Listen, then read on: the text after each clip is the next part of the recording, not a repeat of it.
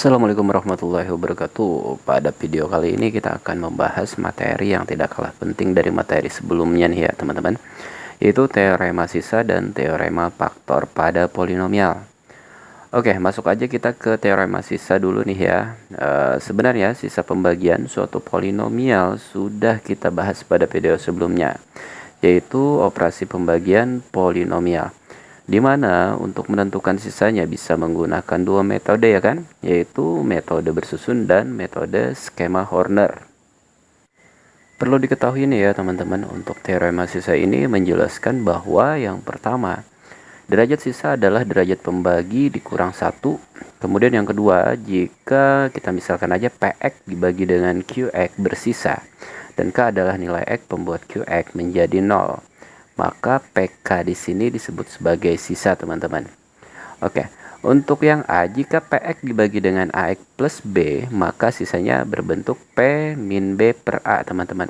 Kemudian jika PX dibagi bentuk kuadrat teman-teman, AX kuadrat plus BX plus C, maka sisanya adalah PX1 dan PX2, di mana X1 dan X2 adalah akar-akar dari bentuk kuadrat tersebut teman-teman. Dan perlu diketahui juga nih ya teman-teman, untuk teorema sisa ini juga dapat digunakan untuk menentukan sisa pembagian polinomial tanpa harus mengetahui polinomial atau hasil baginya gitu. Misalkan aja kita ambil sebuah contoh nih ya teman-teman. Polinomial fx jika dibagi dengan x min 1 bersisa 6, kemudian apabila dibagi dengan x minus 2 sisanya adalah 3. Tentukan sisa pembaginya apabila fx dibagi dengan bentuk kuadrat teman-teman, x kuadrat minus 3x plus 2 gitu. Nah, untuk menyelesaikan permasalahan ini, pertama yang kita lakukan adalah memfaktorkan bentuk pembaginya teman-teman. Si bentuk kuadratnya ini ya, x kuadrat minus 3x plus 2. Jadi x min 1 dikali dengan x minus 2 teman-teman. Nah, tadi kan fx-nya jika dibagi dengan x min 1 sisanya 6. Maka berdasarkan teorema sisa, maka bisa kita tulis F1 teman-teman itu sama dengan 6 ya kan. Kemudian untuk X minus 2 sisanya 3 teman-teman, ini kita tulis menjadi F2 sama dengan 3. Nah, kemudian kita harus ingat kembali nih teman-teman ya, apabila suatu polinomial fx dibagi dengan bentuk kuadrat, maka tentunya sisanya adalah bentuk linier. Di sini kita misalkan aja sebagai mx plus n teman-teman ya kan.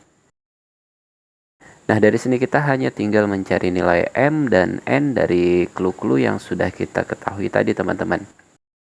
Selanjutnya F2 sama dengan 3 ini tinggal kita substitusi aja langsung ke dalam bentuk sisanya tadi teman-teman, yaitu MX plus N ya.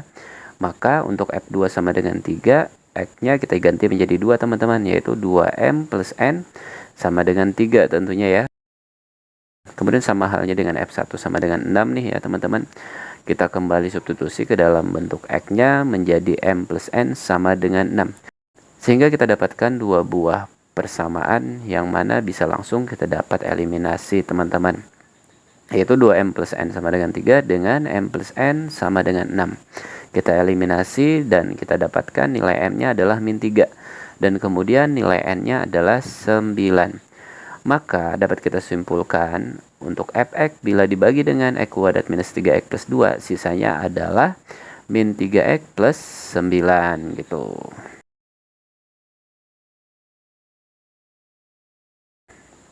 Nah, kemudian tanpa panjang lebar teman-teman, kita masuk aja ke konsep berikutnya, yaitu teorema faktor.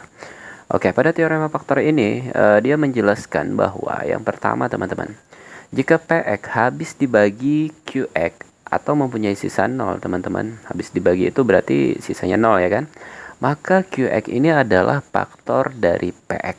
Ini perlu diingat ya.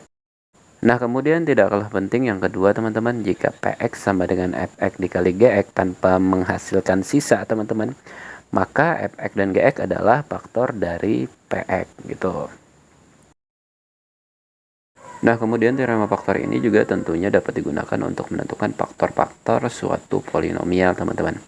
Sebagai contoh nih ya, jika salah satu faktor dari polinomial fx sama dengan x pangkat 4 plus mx pangkat 3 minus 6x kuadrat plus 7x min 6 adalah x min 2. Tentukan faktor linear lainnya.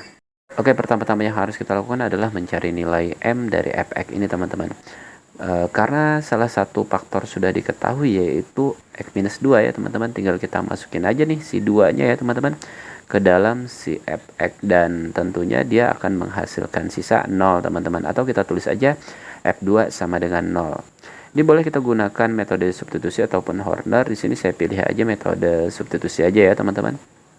Jadi F2 sama dengan 0, 0 sama dengan 2 pangkat 4 plus M dikali 2 pangkat 3 minus 6 dikali 2 pangkat 2 plus 7 dikali 2 minus 6. Dan kita dapatkan 0 sama dengan ruas kanannya 8M berarti ya teman-teman. Berarti nilai M-nya adalah 0. Sehingga nilai efeknya kita temukan teman-teman. Nah, setelah efeknya kita dapatkan, tinggal kita Hornerkan aja dengan x-2 teman-teman.